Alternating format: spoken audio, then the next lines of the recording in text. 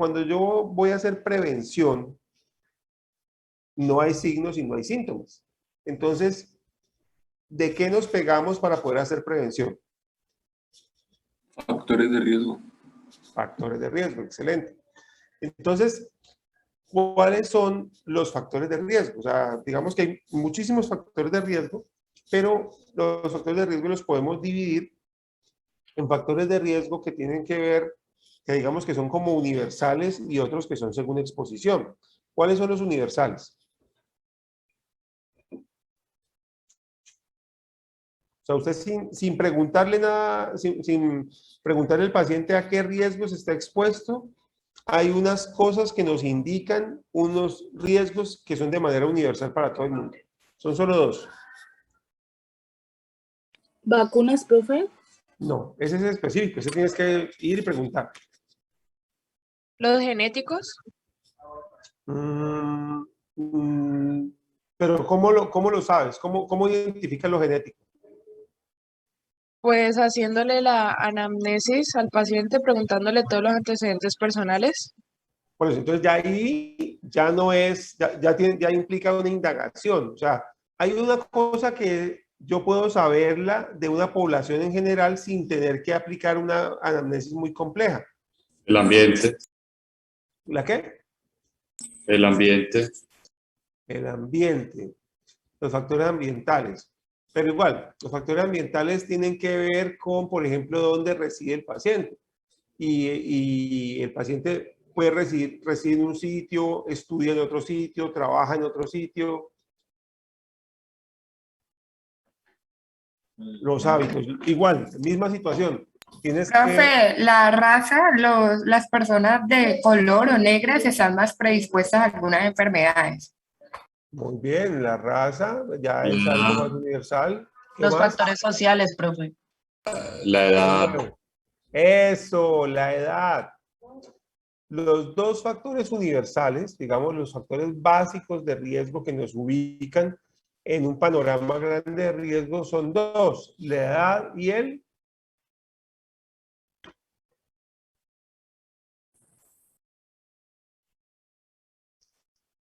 un factor diferenciador de desigualdad así súper evidente. ¿El sexo? ¿No? Sexo, claro, edad y sexo. Entonces, edad y sexo son los dos factores de riesgo universales con los cuales nos ubicamos. Ustedes hoy empezaron por ahí. Entonces, ustedes prepararon un documento, leyeron un documento y prepararon un documento y dijeron, listo. Las personas entre 0 y 24 meses están sometidas a ciertos riesgos. Y de acuerdo a eso definimos una serie de actividades. Los hombres. Entonces, por ejemplo, ¿cuánto es el riesgo de embarazo de un hombre?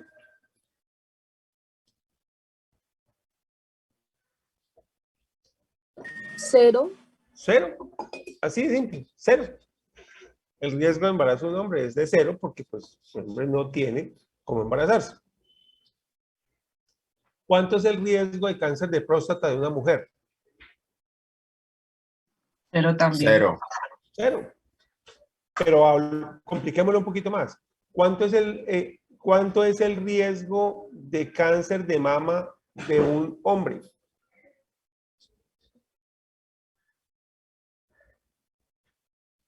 Es menor que el de la mujer. Es menor que el de la mujer, pero podemos responder con tranquilidad que es mayor que cero. ¿Sí? Es mayor que cero porque el hombre tiene tejido mamario. Entonces, miren que ahí ya se vuelve más complicado. Entonces, hay algunas variables que yo las puedo diferenciar dicotómicamente como cero o más que cero del riesgo entre hombres y mujeres. Entonces, el sexo nos facilita mucho dividir las variables y dividir las patologías y demás. Con la edad tenemos otra aproximación. Entonces, por ejemplo, ¿qué tan probable es que un recién nacido tenga un infarto al miocardio?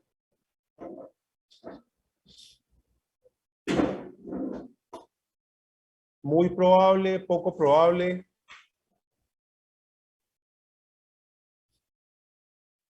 ¿Qué dicen ustedes?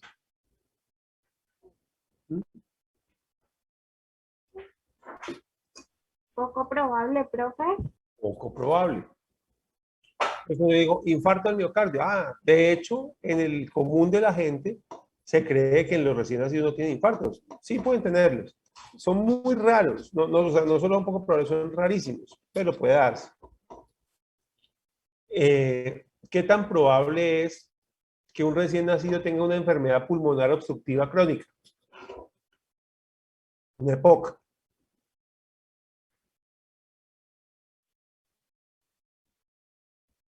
Poco probable. Poco probable. Muy bien. Entonces, con estas cosas en mente, entonces ya vemos que los rangos de edades nos ubican. ¿Cuál es el primer riesgo vital que enfrenta todo ser humano? Cuando recién uno sale del vientre de la madre, ¿cuál es el primer riesgo al que nos enfrentamos? Contraer enfermedades. Más específico. Realizar una hipóxia por no tener el surfactante. Vale, pero ese es un riesgo que es más para los prematuros. El niño a término, no, ese es un riesgo mínimo. Pero hay un riesgo que es igual para todos los recién nacidos, sean prematuros o no. Peor si son prematuros, pero igual aunque no sean prematuros. Entonces ya vieron anatomía, ¿cierto? Entonces ustedes deben haber visto pues el componente anatómico y fisiológico del recién nacido. ¿Qué no hace el recién nacido que se demora un poquito en aprender a hacer?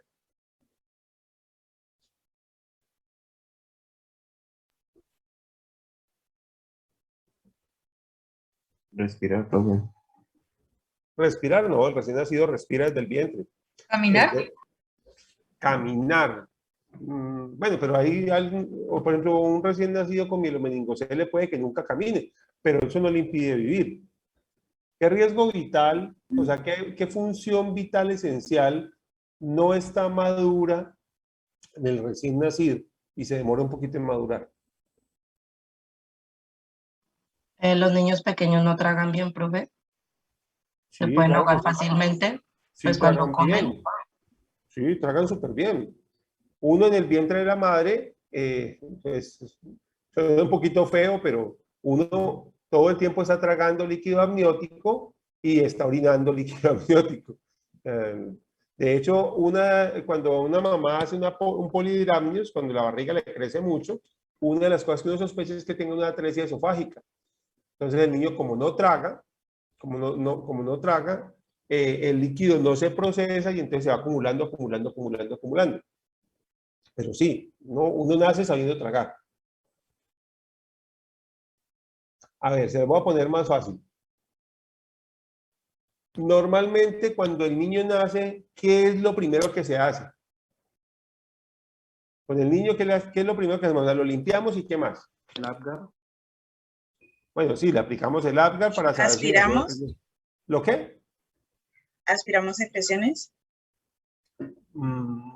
Pues a ver, El supongamos, pensamiento del cordón umbilical. pensemos no en un parto institucional, sino en el parto normal, el parto con partera o el parto en casa. ¿Qué es lo primero que hace la mamá después de que tiene el niño? Pues sí, después de que, puede que lo ponga la puchota. Abrigarlo. ¿Cuál? Amamantarlo. Abrigarlo. Abrigarlo. El primer riesgo, muchachos, eso por favor revísenlo porque esto tiene que quedarles súper claro. El primer riesgo universal que enfrenta todo ser humano cuando nace es la hipotermia. Los seres humanos cuando nacemos no tenemos una buena capacidad termorreguladora. Por eso, no importa que estemos en tierra caliente, en tierra fría, los niños apenas nacen, hay que abrigarlos. ¿Sí? Hay que abrigarlos porque no hacen buena termorregulación, porque ellos estaban literalmente blindados en líquido dentro del cuerpo de la madre que le proveía calor. El niño nace y no sabe termorregular. El cuerpo del niño no sabe termorregular. Entonces es un riesgo universal. Solo que es un riesgo que pasa rápidamente. Ese riesgo de la hipotermia es un riesgo del periodo, concretamente del periodo natal, o sea, neonatal. Entonces, en ese primer periodo, el periodo neonatal inmediato, En esas primeras 24 horas después del nacimiento, el niño poco a poco va aprendiendo a termorregular y puede incluso durante todos los primeros 30 días, y por eso es el periodo neonatal, durante los primeros 30 días pasan una cantidad de cambios. Entonces recuerden que hay un cambio en la sangre al cabo de 7 días. Ahí empieza a reemplazarse la hemoglobina fetal por hemoglobina normal. Hay muchos cambios que ocurren en ese periodo de tiempo. Entonces, el primer riesgo al que nos enfrentamos todos los seres humanos al nacer es la hipotermia. Pero ese riesgo está amarrado a un tema que lo acabo de decir, la edad. O sea, cuando yo estoy pensando en un niño de 5 años, ya él tiene que saber termorregular, ¿sí? Un niño de 2 años, o incluso un niño de 1 año, un niño de 6 meses, ya ese niño termorregula. Por encima de los 28 días, el niño tiene que estar termorregulando. Si no termorregula, es que tiene un daño hipotalámico, ¿sí? Recuerden que la termorregulación está en el hipotálamo. Tenemos el núcleo ventromedial y el núcleo ventromedial y el dorsolateral. Esos dos núcleos controlan la termorregulación. Esos núcleos requieren un poquito de maduración. Si se dañan por alguna razón, por una hipoxia, por lo que sea, la persona pierde la capacidad de termorregulación. Pero es poco común. Es poco común. O sea, de hecho, en Palmira yo tuve una paciente que no termorregulaba.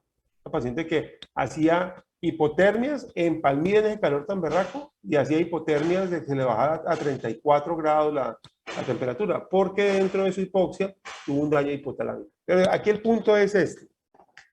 Yo solo con saber la edad, o sea, yo no sé nada del niño, no me han dicho nada, no lo he interrogado, no le he preguntado, no sé dónde vive, no sé si nació bajo un puente o en una casa, en un palacio estrato 7, no tengo nada. Solo sé que está recién nacido y ya sé algo de él. Ya como médico puedo decir, ok, está a riesgo de hipotermia, sin que me hayan dicho nada, ¿sí? Lo mismo, si yo le digo a usted que tengo una mujer de 65 años, ¿habrá algún riesgo que yo pueda identificar solo con ese dato? Mujer de 65 años. ¿Qué riesgos creen que podemos ir? ¿Cuál? Cáncer de mama. Vale, pero el cáncer de mama es en mujer. Pero te estoy circunscribiendo a una mujer de 65 años. Osteoporosis. arterial. Eso. Entonces, podemos tener las distintas complicaciones de la menopausia, donde entran osteoporosis, enfermedad cardiovascular y accidente cerebrovascular, dependiendo cómo vaya. Pero miren, solo sabemos eso, sabemos que es mujer, que es de 65 años. Ya sabemos que la gran mayoría de las mujeres para esa edad ya están en la menopausia, ¿sí? Entonces ya sabemos que la protección especial que tiene la mujer, ustedes saben que los estrógenos le dan una resistencia especial al cuerpo de la mujer, les da menos infarto, les da menos osteoporosis, les va muy bien. Pero cuando se suspende la producción de hormonas porque llega la menopausia, pues en ese momento el cuerpo pasa por una etapa de adaptación. Luego de eso llega y se normaliza, pero hay un momento de transición en el cual se disparan los riesgos porque el cuerpo no estaba acostumbrado a trabajar sin estrógenos. Cuando desaparecen los estrógenos, la cosa cambia. Y miren que aquí es para entender que cuando hablamos del ciclo vital individual, es porque cada etapa del ciclo vital nos identifica, nos pone las banderitas rojas de las que yo les hablo tanto. Ya puedo plantar una banderita roja solo con eso. Una mujer, de nuevo con la mujer, una mujer de 25 años, usted no sabe nada de ella.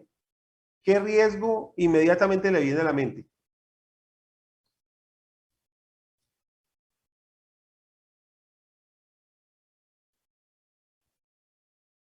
¿Qué riesgo tiene que llegar a su mente de inmediato como médico con una mujer de 25 años?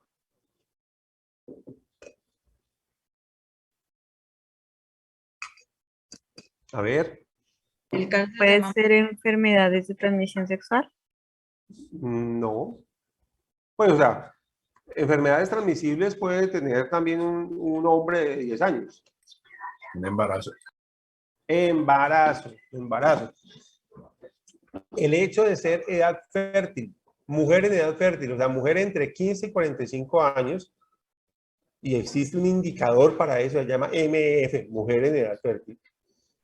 Eso representa un riesgo. El embarazo no es una enfermedad, es una condición fisiológica, pero representa una serie de riesgos.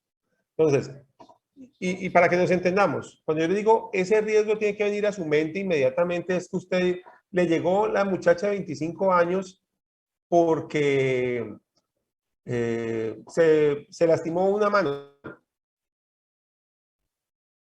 Llegó por eso, o sea, se lastimó la mano. ¿Usted cree que allí es relevante pensar en el embarazo? Estaba jugando voleibol, se cayó, se golpeó la mano y le quedó como un turupe aquí, una deformidad en el tercio distal del radio. ¿Es importante que pensemos en el embarazo en ese caso? Pues no, porque eso es algo traumático, eso es diferente. ¿Sí? ¿Alguien opina diferente? Sí, es relevante, porque ¿Por qué? pues, según lo que se le vaya a hacer, tenemos que tener en cuenta si la mujer está embarazada o no. Se le pregunta si están en estado. ¿Qué podríamos tener que hacerle a ese paciente? Hay que tener en cuenta que Radiografías, pues, para hay la que ver si no está radiografía embarazada hay que para prevenir eso. el embarazo. Ah, ¿sí ven? Entonces vamos a tener que tomarle una radiografía. Es una radiografía del brazo. Entonces, usted tiene que contemplar la posibilidad de que esté en embarazo. Como es una radiografía del brazo, lo que hacemos por protocolo es que a las mujeres en edad fértil siempre se les hace protección abdominal.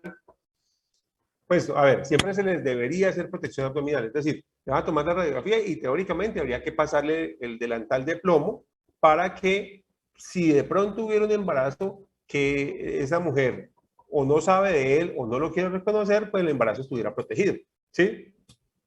Cuando tenemos que hacerle una radiografía que obligatoriamente, por ejemplo, en tronco, es necesario hacerla, entonces se le hace prueba de embarazo.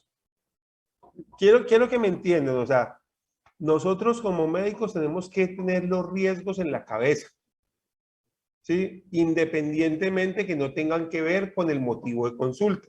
Entonces, ¿por qué? Porque algunas veces interfieren. Hay cosas que no es el momento para enfocarlas, pero hay riesgos que son así de patentes. Entonces, cuando usted piensa en una mujer en edad fértil, el embarazo tiene que estar dentro de las posibilidades, ¿sí? Ay, pero es que es muy chiquita, pues que nada más tiene 14 años. Tiene que estar dentro de las posibilidades, ¿sí? Si usted tiene un hombre, por ejemplo, un hombre de 70 años, ¿qué riesgo viene a su mente? Así como común de la gente. Vea, ese señor de 70 años está enfermito. ¿Qué se le ocurre a usted que pueda tener? Que sea diabético o hipertenso. Entonces, inmediatamente, con mayor de 50 años, uno le viene a la cabeza la hipertensión y no, casi todas las personas mayores son hipertensas diabéticas, diría uno. Pero por el hecho de ser hombre, hay un riesgo específico que tenemos que pensar en los hombres mayores de 50 años. ¿Cáncer de próstata? Cáncer de próstata. Ojo, no solo cáncer de próstata. En términos generales, crecimiento de la próstata. Puede ser una hiperplasia benigna de próstata o puede ser un cáncer de próstata, pero hay que pensar en el crecimiento de la próstata, ¿sí? En términos generales, mayores de 50 años es mandatorio. Entonces, ¿qué pasa, chicos? Este ejercicio que ustedes hicieron, que vamos a revisarlo a continuación, es muy relevante y como ustedes pueden ver, es relativamente corto, porque al final yo digo, hay que pensar en esto, pero tiene una profundidad muy grande, porque hubo todo un ejercicio de identificar, bueno, ¿y esto qué tan importante es? ¿Lo qué tan relevante es? Entonces, cuando usted me dice, entonces vamos a empezar. Vamos vamos a colocar aquí en pantalla. Bueno, por cierto, ¿ustedes están viendo mi pantalla? Sí, profe. Vale. Entonces, tenemos tres tipos de intervenciones en términos generales. ¿Sí? ¿En qué momento? Cuando nosotros tenemos al paciente delante y vamos a atenderlo, en consulta podemos ordenar ciertas cosas. pedir ciertas cosas y revisar ciertas cosas. En términos generales, desde el punto de vista de intervenciones, y a ver, ahí me voy a devolver un poquitico. Ah, pues de hecho aquí lo tengo, ¿no? Pero me tocaría salirme. Sí, creo que me toca salir. Ah, no, no me toca salirme. Sesión.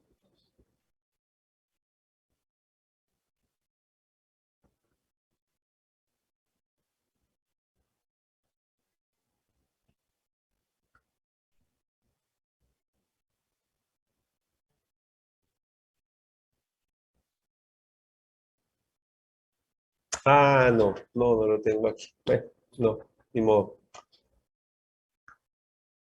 Ni modo, ni modo. Entonces, quiero que se acuerden del modelo de salud-enfermedad. ¿Sí? ¿Cuántos son los niveles de prevención? ¿Cuántos tipos de prevención tenemos? 2. ¿De prevención tenemos 2? 3. 3. 3. La primera es como antes de la enfermedad, no. La segunda es como diagnosticar precozmente si hay alguna enfermedad y la última es la de rehabilitación. Listo. Entonces son 3 niveles de prevención. Prevención primaria, secundaria y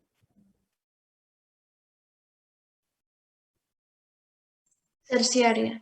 terciaria. Listo. Primaria, secundaria y terciaria. Listo. En la primera evitamos la enfermedad. En la segunda, en la primaria, evitamos la enfermedad. En la secundaria evitamos el daño. Y en la terciaria evitamos la consecuencia del daño. Listo. ¿Qué pasa? Cuando vamos a proveer prevención primaria, ¿cuántos tipos de intervenciones o cuántas tecnologías tenemos para proveer prevención primaria? O sea, para evitar la enfermedad. 2. 2. ¿Cuáles son? La promoción a la salud y la protección específica.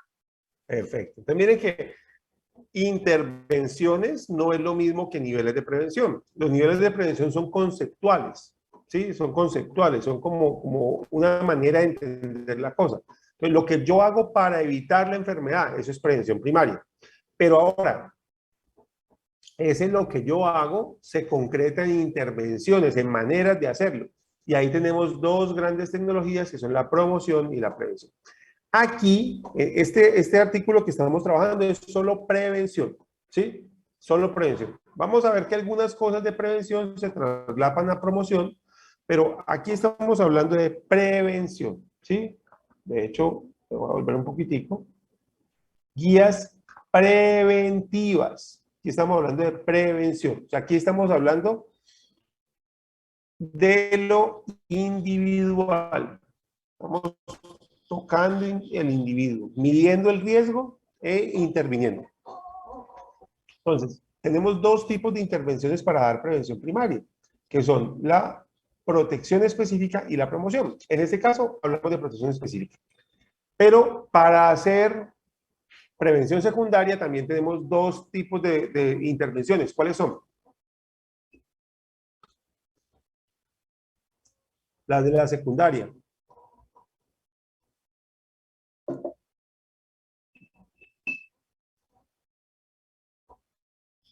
¿Cuáles son las 2 tecnologías que tenemos para la secundaria?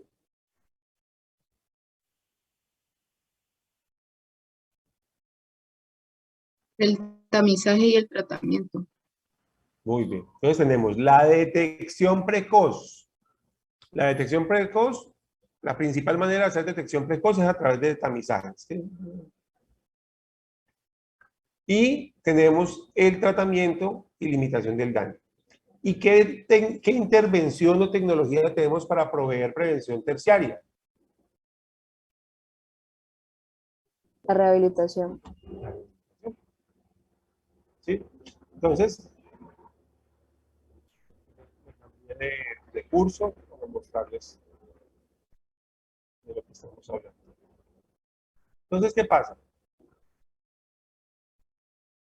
Cuando hacemos consulta médica. La consulta médica es una manera de proveer servicios a nuestros pacientes donde ahí la cosa no es tan clara. O sea, ahí la cosa no está como, no, es que esta consulta es solo de esta consulta es solo de prevención o esa consulta es solo de promoción.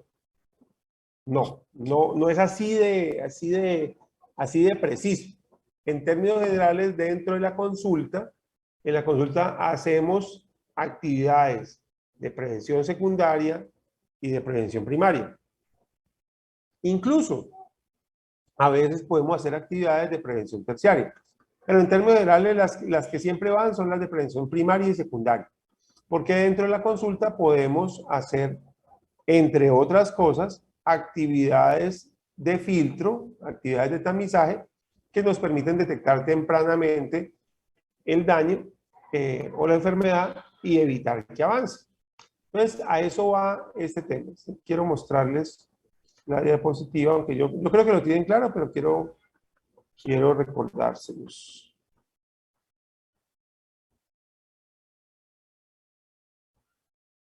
En este.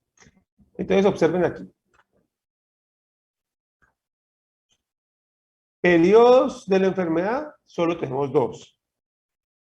El prepatogénico y el patogénico. Bueno, y el periodo de resolución. El periodo de resolución muchas veces vuelve a ser el periodo prepatogénico.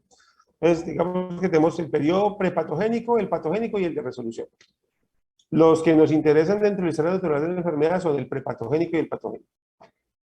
Dentro del periodo prepatogénico tenemos un solo tipo de prevención, que es la prevención primaria.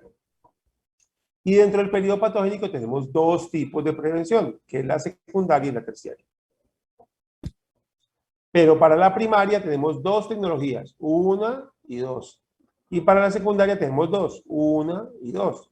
Pero para la terciaria solo tenemos una. ¿Listo? ¿Queda claro para todos? Porque ahorita que me respondieron se demoraron un poquito en responderme. Entonces, quiero que eso les quede supremamente claro. ¿Sí? Claro. Vale, listo. Entonces, avancemos. Entonces, cuando estamos en consulta, las guías preventivas te dicen, oiga, usted como médico, cuando tenga un paciente delante en consulta, enfóquelo desde el punto de vista preventivo. No lo enfoque solamente desde el punto de vista curativo. O sea, no, vea, vine por el dolor de garganta, no, vine porque me golpeé el brazo. Está bien, o sea, eso hay que resolverlo, a eso fue el paciente. El paciente fue a que usted le atendiera su necesidad curativa, sí, pero aproveche y por un ladito haga la parte preventiva. Hablando con un médico cubano hace un tiempo, me decía, mira, eso en todas partes es igual. Allá es lo mismo. Uno tiene que hacer curación para que la gente lo busque a uno para que lo cure y por un ladito le den a uno el chance y tengan suficiente confianza en uno para uno poder hacer un poquito de prevención. En un programa, cuando yo fui rural, yo hice rural aquí en Cali, en el barrio El Vergel, y en el puesto de salud está el médico, está un auxiliar de enfermería y está una promotora de salud. Entonces, listo.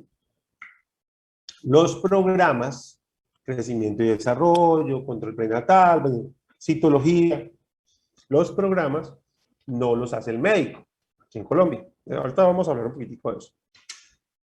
Pero yo empecé a hacer muy juiciosamente consulta porque el médico que estaba antes pues no iba todos los días, bueno, había una serie de dificultades y yo sí estaba dedicado de tiempo completo allá, entonces pues yo hacía mi consulta y el puesto de salud mantenía lleno porque la gente iba a consulta conmigo. Pero resulta que empezaron a crecer los programas, porque mientras la gente estaba llena de sala de espera, llegaba Ludivia, que se llamaba mi auxiliar, y le decía, venga, ya que está aquí, pues venga, me la meto en el programa, y entonces ella desarrollaba una gran cantidad de actividades preventivas, programáticas, pero esas actividades, la gente igual hubiera podido ir si el médico no estuviera, pero no iba. Esta actividad no necesita que le hagan el control del embarazo a la señora, eso lo puede hacer la enfermera, lo puede hacer el auxiliar, pero en términos generales la gente no va a no ser que sepa que está el médico. Y esto quiero de verdad que lo tengan muy claro, porque tiene que ver con el enfoque médico. Una de las cosas que más nos critican a los médicos es que tenemos un enfoque muy curativista, ¿sí? Y ocurren los dos fenómenos. La gente que dice, no, yo no quiero nada que ver con curación, yo me voy a dedicar solo al tema de la prevención. Entonces se me olvida la curación. Pero en la realidad práctica, en la realidad del diario vivir, eso no funciona así. La gente tiene todo mezclado, la gente tiene todo combinado, ¿sí? Entonces, como la gente tiene todo combinado, la diferencia entre curación y prevención no es tan clara. Ustedes lo vieron y podemos volverlo a ver aquí. Resulta que una de las cosas que sirve para hacer prevención secundaria es curar, dar tratamiento oportuno. ¿Sí? Si yo atiendo al paciente, le diagnostico la hipertensión, listo, no se la evité, no le previne la hipertensión, pero sí le puedo evitar el daño en órgano blanco. Sí puedo evitar que le dé un infarto. ¿Sí? Sí puedo evitar que le dé una ACV. Entonces, eso en realidad hace más claro que curación y prevención van de la mano. Por supuesto, si usted filosóficamente se enfoca más en la prevención, sus resultados curativos van a ser mejores. Y podemos poner 10.000 ejemplos, pero pues no tenemos tiempo para 10.000, hablemos de 2 o 3. Si usted es el mejor ortopedista, usted es un gran ortopedista, usted llegó, cogió, le arregló el hueso a su paciente, le puso sus vainas, le puso el tutor, y lo dejó organizado. Pero usted no fue claro con el paciente, no hizo un ejercicio dialéctico, un ejercicio pedagógico, un ejercicio educativo, un ejercicio de prevención, de decirle, pilas, los cuidados son estos. Si usted va a hacer esto, esto, otro. Si usted no enfocó al paciente, dice, este es un paciente joven que anda en moto. Si usted no pregunta eso, entonces después usted que ve al paciente, y todos lo han visto, pacientes con el tutor, con los clavitos, andando en moto. O yo por lo menos he visto mucha gente andando en moto con... Ese componente preventivo es necesario para que lo curativo funcione bien. Usted luego, claro, usted luego que él llega y se accidenta y llega con ese hueso más desbaratado y de pronto ya a usted le toca hacerle una cosa más complicada o de pronto ya no tiene nada que ofrecerle, pues listo, sí, usted lo atiende, pero hubo un componente preventivo incluso en esa atención. Entonces, quiero que me entiendan que para la gente lo curativo y lo preventivo van juntos, pero también para nosotros es necesario verlo así. Finalmente queda una variable adicional de confusión, y es que en términos generales la gente no consulta por lo preventivo. Si bien es cierto que algunas personas dicen vengo por un chequeo, eso pasa, eso no es mayoritario. Eso no es mayoritario. Si ustedes piensan en las consultas a las que ustedes han ido, yo pienso que si ustedes mismos hacen su propia estadística, se darán cuenta que la mayoría de las veces que han ido a consulta no han ido a un chequeo, sino que han ido por una consulta específica. Entonces eso también genera que tenemos pocas oportunidades de prevención. Tenemos muchas oportunidades de curación, pero pocas oportunidades de prevención. Entonces, ¿a qué va finalmente toda esta invitación? Pues a que este ejercicio que ustedes hicieron hoy realmente va a tener mucho que ver, va a tener mucho más que ver con su quehacer como médicos cuando se gradúen en el diario vivir de lo que uno se imaginaría. ¿Por qué? Porque es que no importa lo que ustedes estudien, siempre van a estar con un paciente. Y ese paciente siempre va a tener una edad. Es que ustedes estudiaron neurología, se especializan en neurología. Bueno, van a tener gente muy mayor, pero van a tener pacientes muy mayores que pueden tener otras comorbilidades, se tienen que saber de los riesgos de los pacientes. No, que usted estudió pediatría, lo mismo, hay una serie de riesgos. Entonces, siempre que nos enfrentamos a una consulta, tenemos varias cosas que podemos hacer en medio de esa consulta. En términos generales, 3: consejería, medidas de protección y tamización o pruebas de filtro. Y la tamización equivale a la detección temprana. Miren que aquí sí quitamos la limitación del daño. Aquí sí, esa sí se quitó. Porque aquí sí nos estamos enfocando solamente en el componente preventivo. ¿Listo? Entonces, a ver, ¿quién está en el grupo, en el primer grupo?